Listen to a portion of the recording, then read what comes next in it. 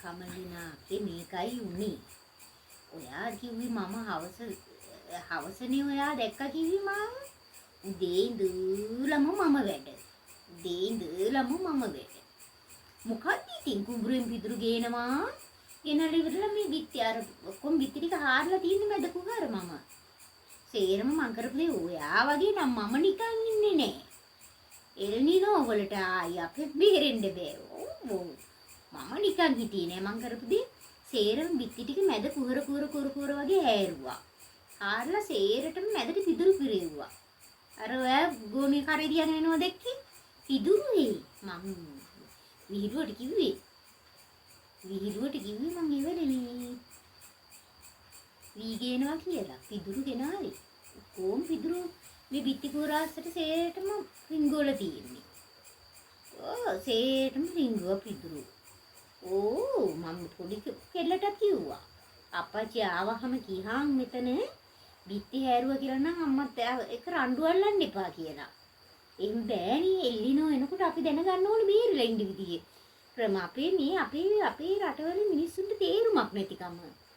අපි විධිවිධාන යොදාගත්තා නම් ඒවට ගැලවෙන උපක්‍රම යොදාගත්තා නම් අක්කේ අපි මොකටද බය වෙන්නේ? එහෙම තමයි කියුවේ. අර මේ දැන් මම ඔය කුකුළු ටික දෙන්න හදන්නේ. කුකුළු තියාගෙන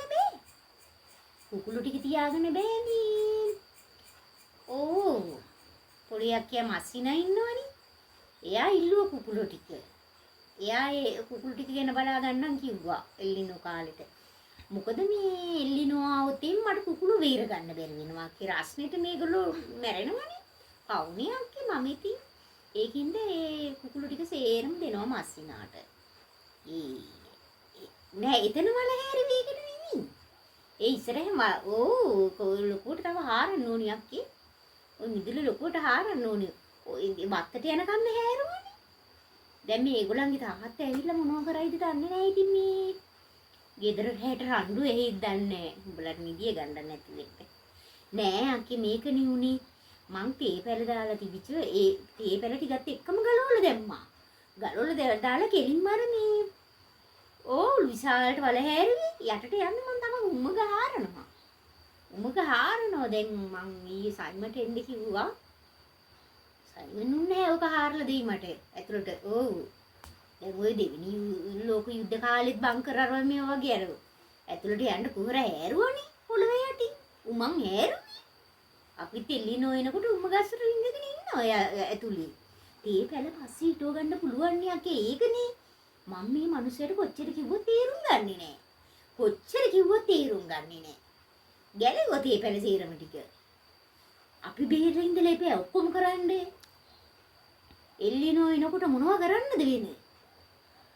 නැත්තම් අපිට එල්ලින්න තමයි වෙන්නේ.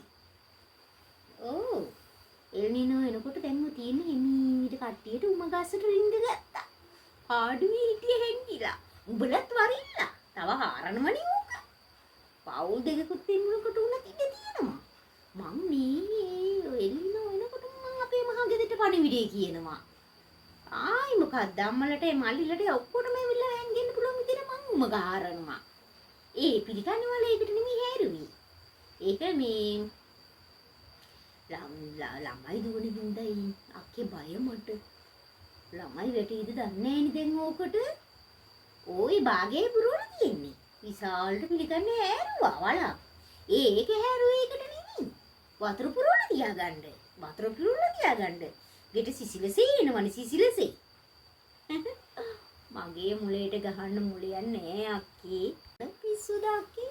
මගේ මුලේට ගහන්න මුලයක් නෑ මේ අහලගම් හතකටවත්. මං වැඩි දෙන්නේ පොත බලලා වැඩි දෙන්නේ. ඕනේ මොන පිස්සුද? දැන් පිළිකන්නේ තියෙන වලරින් එකක් වතුර පිරව ගත්තාම ගෙට සිසිලසි. දැන් උමග තියෙනවා. බැරි මුන්නොත් උම ගස්සට ඔක්කොම කට්ටියත් එක්ක යනවා. එච්චරයි මේ හැම බිත්තියක්ම මේ හාරලා ඉවර වෙලා පිදුරු රිංගෝලනේ තියෙන්නේ. හැමතැනටම පිදුරු රිංගෝල තියෙන්නේ. අපි ලොකු කෙල්ලන් ඇවිල්ලා බැනලා ගියා දවල්. බිත්ති ඔක්කොම ගන්න දෙයක් නැහැ බෝල් කරලා කියලා. ඒගොල්ලන්ට නම් මොකද එල්ලිනෝ එනකොට අඬාගෙන එයි. අනේ අම්මා බුදු වෙන්න ඕනේ මේ කරපු උදව්වට කියලා.